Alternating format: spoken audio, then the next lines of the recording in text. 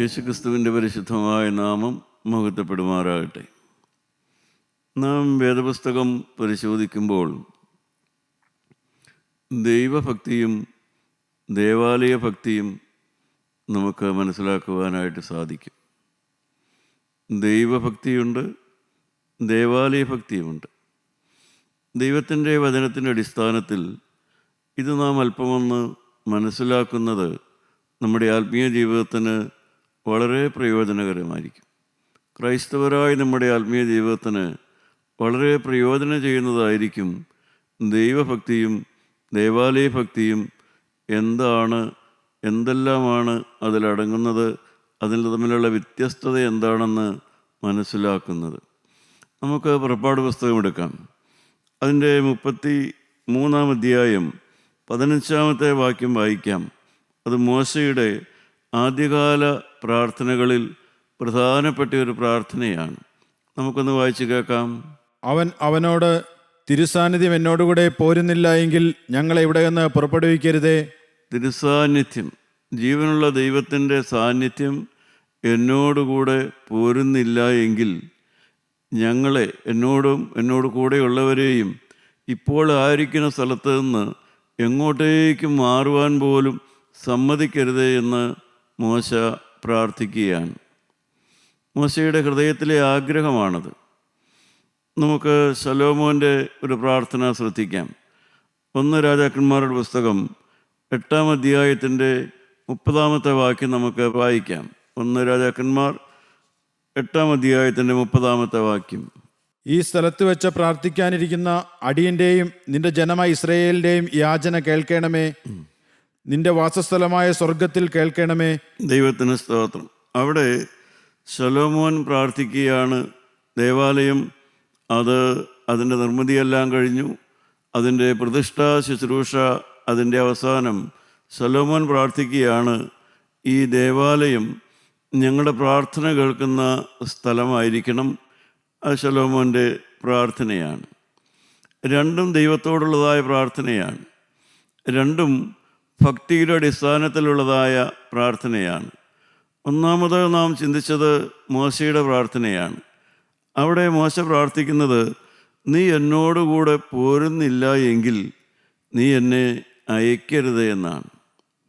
എന്നുവെച്ചാൽ ജീവനുള്ള ദൈവം എന്നെ കണ്ടുകൊണ്ടിരിക്കുന്നു, കേട്ടുകൊണ്ടിരിക്കുന്നു. ആ ദൈവം എൻ്റെ അരികത്തുണ്ട്. ഞാൻ മുമ്പോട്ട് പോയാൽ നല്ലതാണോ അതോ ഞാൻ മുമ്പോട്ട് പോകാതിരിക്കുന്നതാണോ നല്ലത്, എല്ലാം അറിയുന്നതായ ആ ദൈവത്തിൻ്റെ പൂർണ്ണ നിയന്ത്രണത്തിലും അവൻ്റെ സാന്നിധ്യത്തിലും അല്ലാതെ ഒരു കാര്യവും ചെയ്യുവാൻ എനിക്കിടവരരുത്, ഒരടി വയ്ക്കാൻ പോലും എനിക്കിടവരരുത്. ദൈവസാന്നിധ്യം എൻ്റെ കൂടെ ഇല്ലെങ്കിൽ ഞങ്ങളെ ഇവിടെ നിന്ന് അയക്കരുത് എന്നാണ് മോശ പ്രാർത്ഥിക്കുന്നത്. പ്രിയപ്പെട്ടവരെ, നമുക്കറിയാം പുറപ്പാട് പുസ്തകം 32-ാം അധ്യായമാണ് മോശയുടെ കൂടെയുള്ള മോശയുടെ സഹോദരൻ അഹ്റോൻ്റെ വീഴ്ചയുടെ അധ്യായമാണത്. അതിൻ്റെ 32-ാം അധ്യായത്തിൻ്റെ 1-ാമത്തെ വാക്യം നമുക്കൊന്ന് വായിക്കാം. എന്നാൽ മോശ പർവ്വതത്തിൽ നിന്ന് ഇറങ്ങി വരുവാൻ താമസിക്കുന്നുവെന്ന് ജനം കണ്ടപ്പോൾ ജനം അഹ്റോന്റെ അടുക്കൽ വന്നുകൂടി അവനോട്, നീ എഴുന്നേറ്റ് ഞങ്ങളുടെ മുമ്പിൽ നടക്കേണ്ടതിന് ഒരു ദൈവത്തെ ഉണ്ടാക്കി തരിക.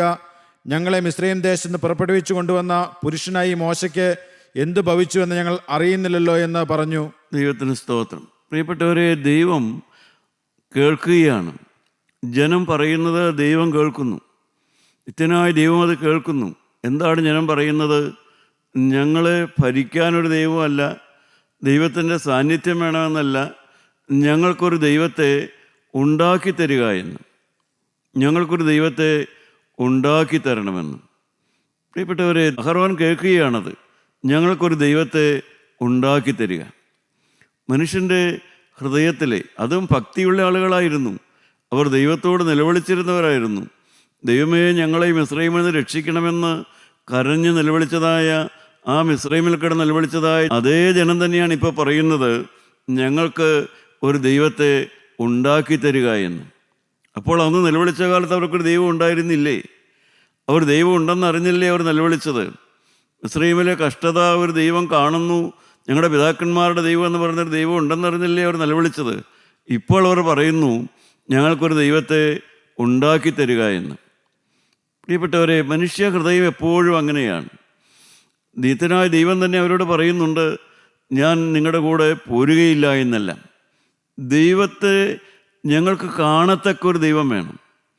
ഞങ്ങൾക്ക് സംരക്ഷണം തരും, ഞങ്ങൾക്ക് കാവലായിട്ട് നിൽക്കും, ഞങ്ങൾക്ക് വേണ്ടതെല്ലാം തരുമെന്ന് പറയുന്നതായ, ഞങ്ങൾക്ക് കാണാവുന്ന ഒരു ദൈവത്തെ എപ്പോഴും വേണമെന്നുള്ളതാണ് ഭക്തന്മാരായിരുന്ന ആളുകളുടെ പോലും ഹൃദയത്തിൽ കിടന്ന ചിന്ത. അതാണ്, ഞങ്ങൾക്ക് കാണാവുന്നൊരു ദൈവത്തെ വേണം, ഞങ്ങൾക്ക് നോക്കിയാൽ കാണാവുന്നൊരു ദൈവത്തെ വേണം.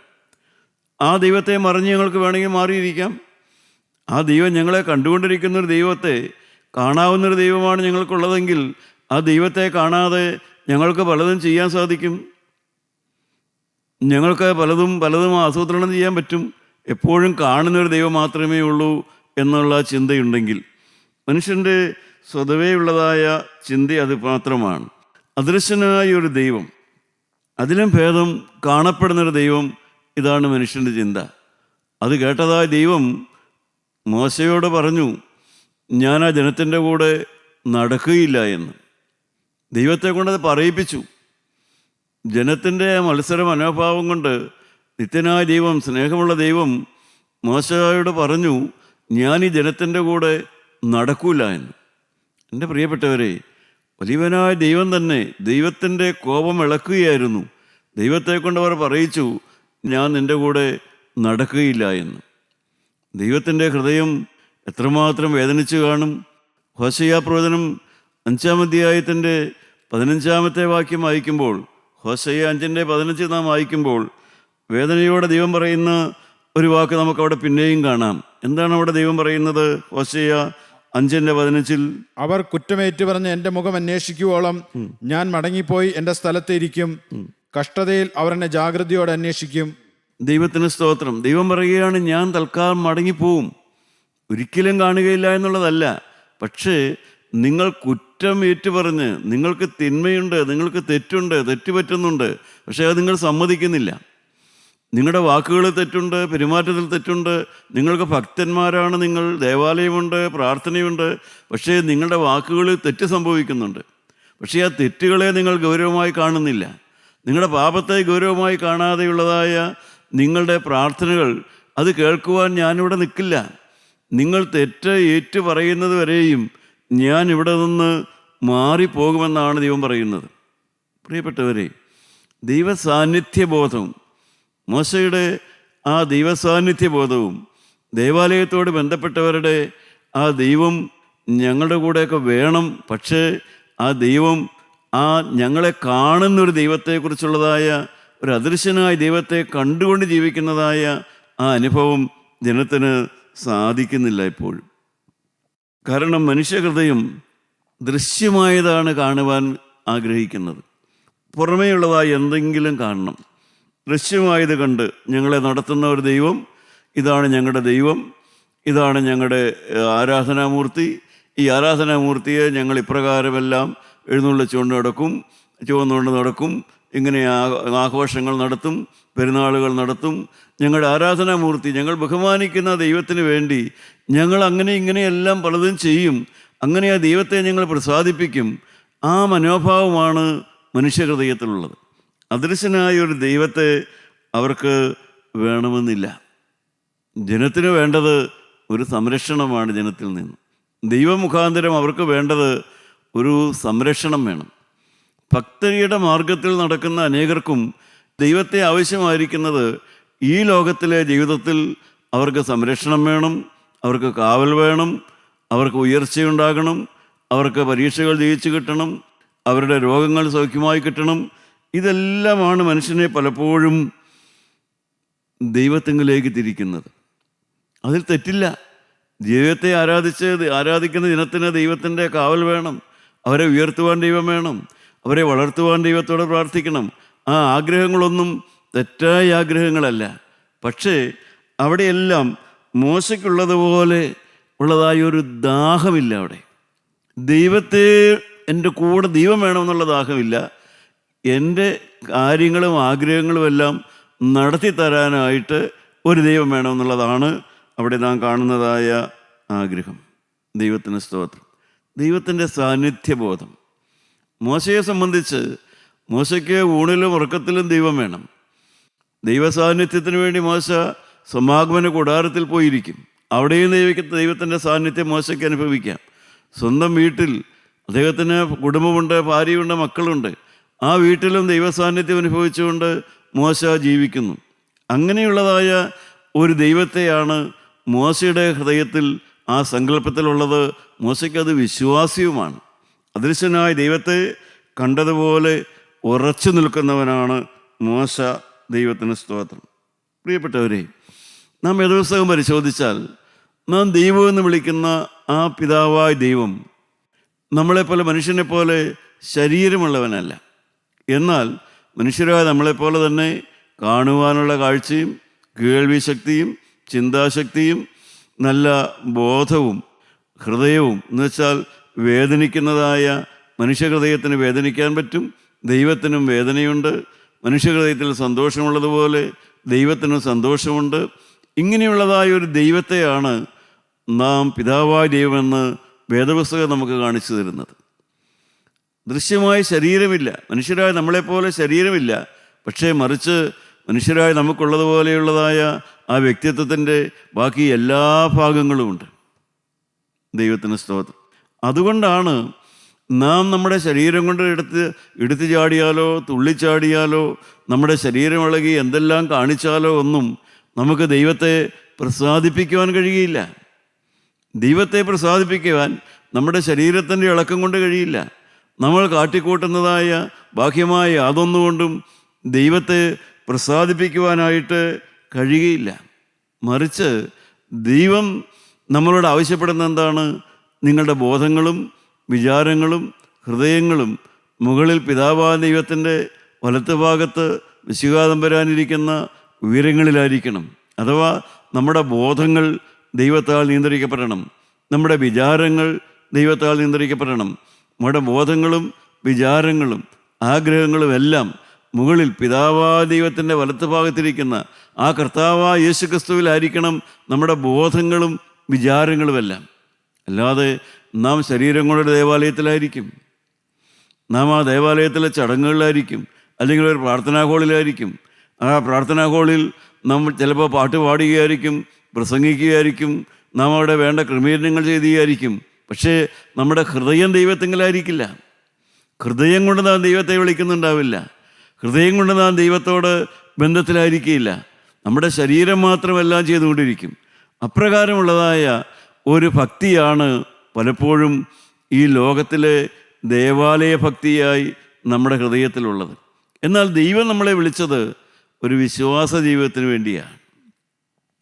ഒരു വിശ്വാസ ജീവിതമാണ് ക്രിസ്തീയ ജീവിതം. ക്രിസ്തീയ ജീവിതം എന്ന് പറയുന്നത് വിശ്വാസ ജീവിതമാണ്.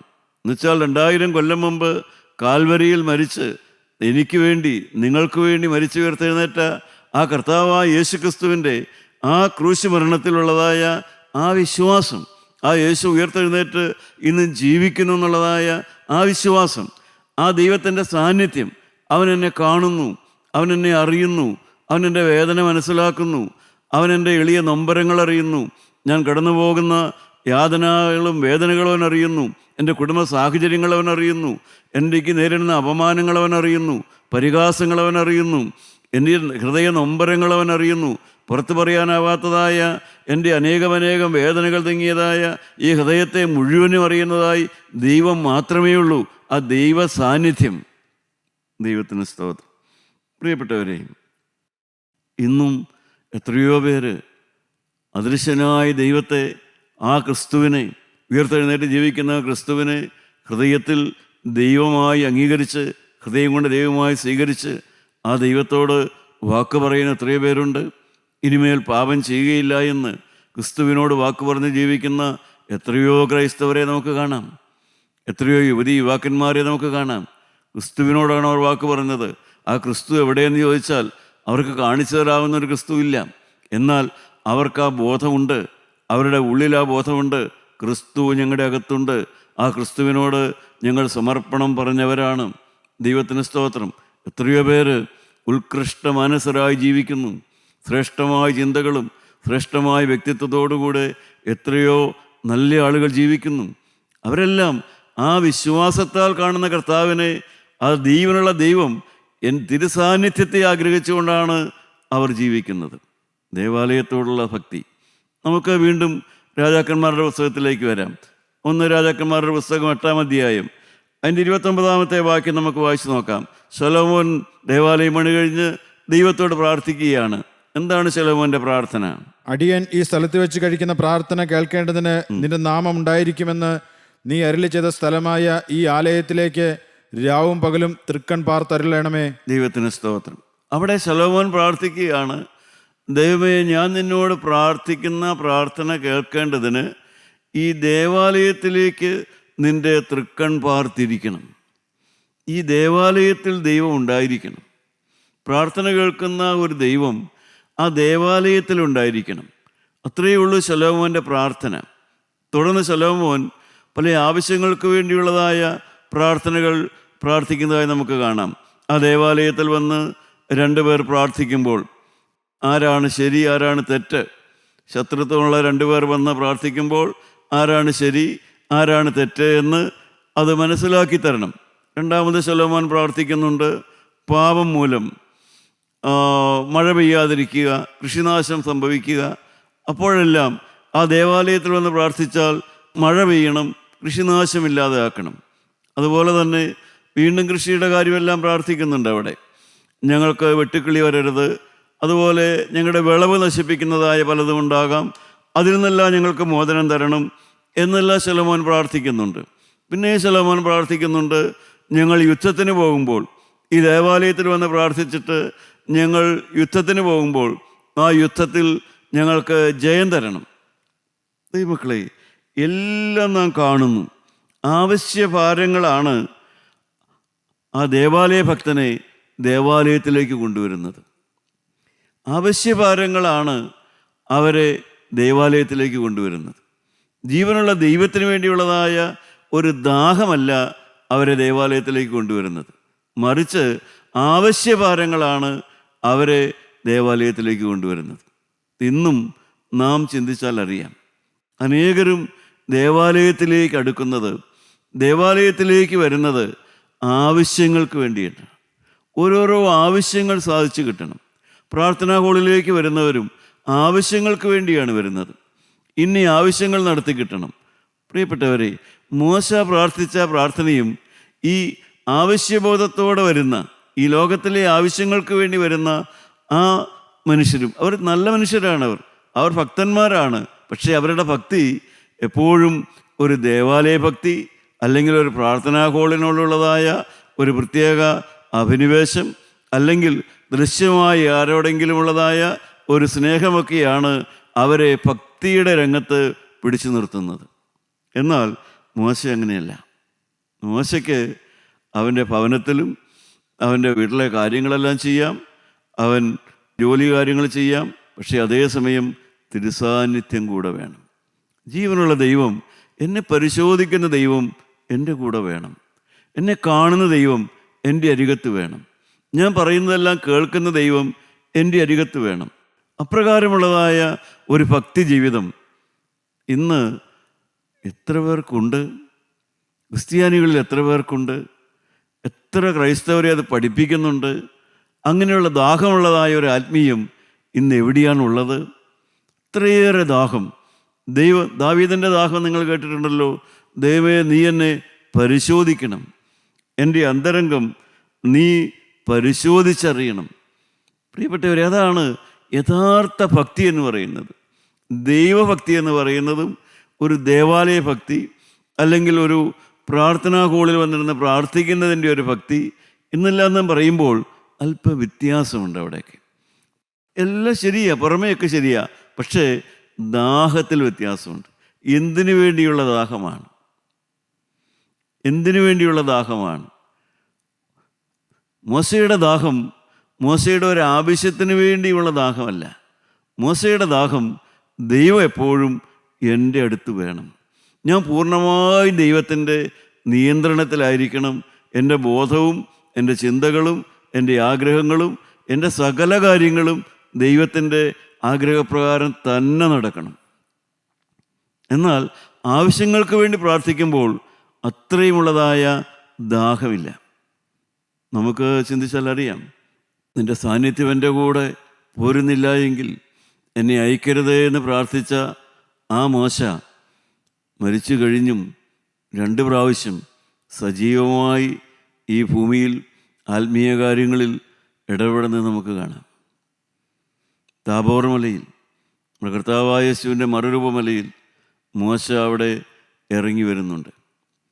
വെളിപാട് പുസ്തകം 11-ാം അധ്യായം വായിക്കുമ്പോൾ യെരുശലേമിൻ്റെ ആ തെരുവിൽ 2 പ്രവാചകന്മാർ വരുന്നു, വചനം പറയുന്നു, അവരെ മരിച്ചു വീഴുന്നു, പിന്നീട് അവർ ഉയർത്തെഴുന്നേറ്റ് പോകുന്നു.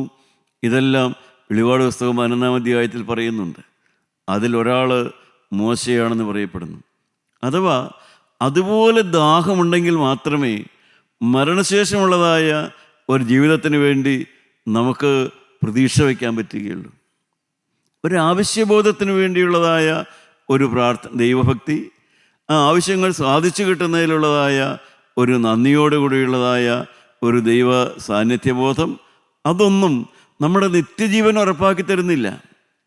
മരണശേഷമുള്ള നമ്മുടെ ജീവിതത്തെ ഉറപ്പാക്കി കിട്ടണമെങ്കിൽ നാം മോശ പ്രാർത്ഥിക്കുന്നത് പോലെ പ്രാർത്ഥിക്കുന്നതായിരിക്കണം. കർത്താവേ, തിരുസാന്നിധ്യം എൻ്റെ കൂടെ പോരുന്നില്ല എങ്കിൽ എന്നെ അയക്കരുത് എന്നുള്ളതായ പ്രാർത്ഥന.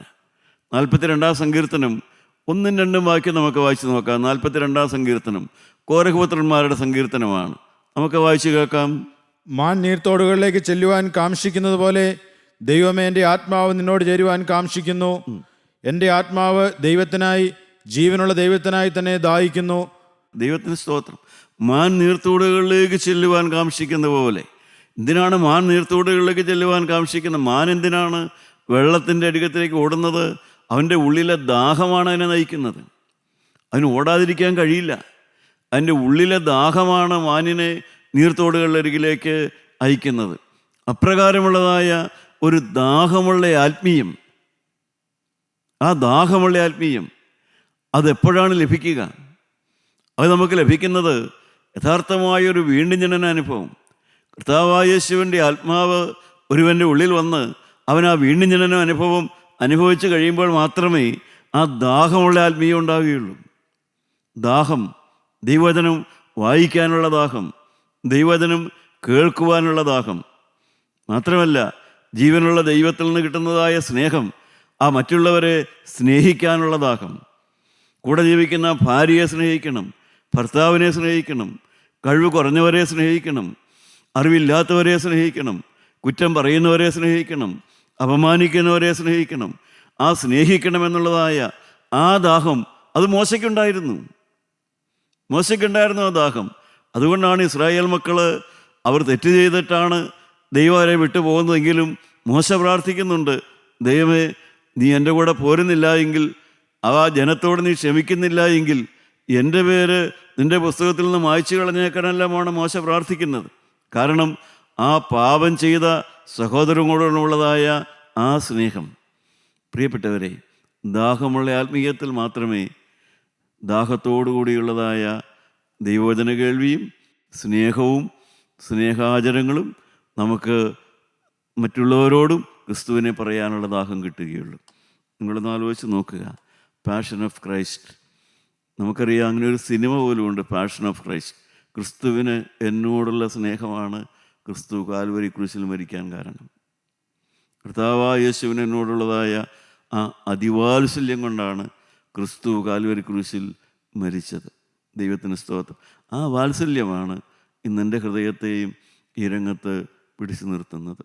ദൈവവചനം വായിപ്പിക്കുന്നു, ദൈവവചനം പ്രസംഗിപ്പിക്കുന്നു, മറ്റുള്ളവരെ സ്നേഹിക്കാൻ എന്നെ പഠിപ്പിക്കുന്നു. നമ്മുടെ തലകളെ നമുക്ക് വണക്കാം. എൻ്റെ പ്രിയപ്പെട്ടവരെ, നിങ്ങളുടെ ആത്മീയം എന്ത്? ദൈവഭക്തിയാണോ, ദേവാലയ ഭക്തിയാണോ നിങ്ങൾക്കുള്ളത്? യഥാർത്ഥമായ ദൈവഭക്തിയാണെങ്കിൽ നിങ്ങൾ ഉയർന്നു വരും. നിങ്ങളുടെ നിത്യജീവൻ, മോശ മരിച്ചിട്ടും അവൻ ഉയർത്തെഴുന്നേറ്റ് ആത്മരംഗത്ത് പ്രവർത്തിച്ചതുപോലെ നമ്മുടെ ദൈവരാജ്യം നമുക്കുറപ്പാണ്. ദാഹമുള്ള ആത്മീയത്തിന് വേണ്ടി നിങ്ങൾ കാത്തിരിക്കുക.